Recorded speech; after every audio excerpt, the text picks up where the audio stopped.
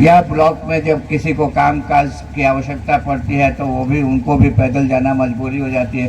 क्योंकि गाड़ियां जा नहीं सकती हैं, तो ऐसी परिस्थिति में लोगों की कठिनाई को देखते हुए मैं समझता हूं कि रेल मंत्रालय को निर्णय लेना चाहिए कि ऐसे स्थानों के संबंध में क्या किया जाए। रेल फाटक बनाया जाए या LHS बनाया जाए या RUB बनाया जाए। ये सारी बातें हो गई।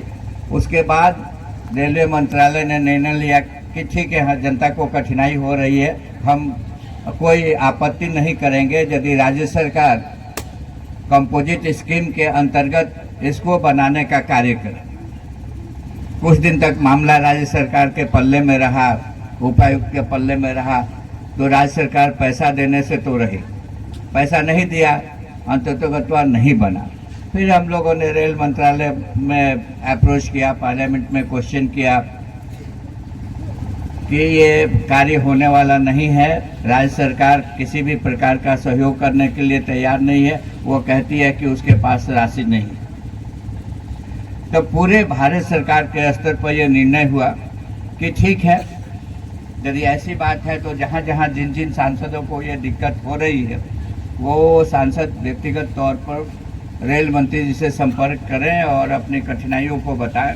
हम सब ने उनको पत्र लिखा, व्यक्तिगत तौर पर उनसे मुलाकात की और बताया कि ये कठिनाई।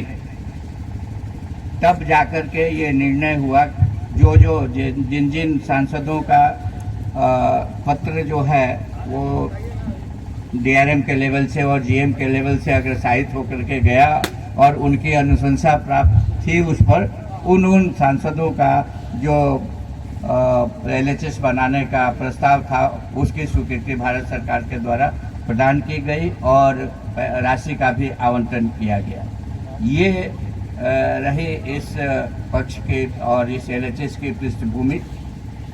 मैं जब भी आता था पंजरी कला या लालगढ़ तो लोगों की ये मांग रहती थी कि ये यहाँ पर जो है इसकी व्यवस्था होनी चाहिए। क्रॉसिंग भले ही अनऑथराइज है लेकिन व्यवहारिक है, बिना इसके कार्य में कठिनाई हो रही है।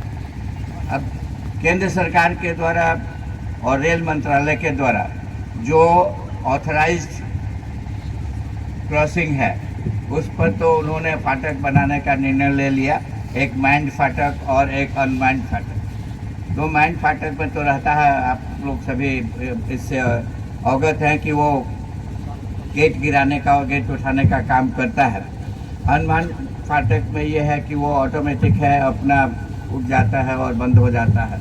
लेकिन अनऑथराइज्ड के लिए काफ़ी पापड़ बेलना पड़ा कि यहाँ पर जो अनऑथराइज्ड रेलवे क्रॉसिंग है उसको भी मतलब कि आप लोग इस पर विचार करें। देखिए, आज हम लोग 3rd रेलवे लाइन का उद्घाटन समारोह में सम्मिलित होकर के यहाँ पर आए हैं।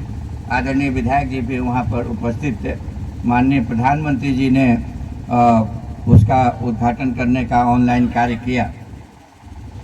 झारखंड राज्य को 7,000 करोड़ रुपया से ज़्यादा की राशि रेल मंत्रालय ने दी है यहाँ के रेलवे से संबंधित विकास कार्यों को करने के लिए। ये पहली बार ऐसा हुआ है कि इतनी बड़ी राशि झारखंड राज्य को मिली है और झारखंड राज्य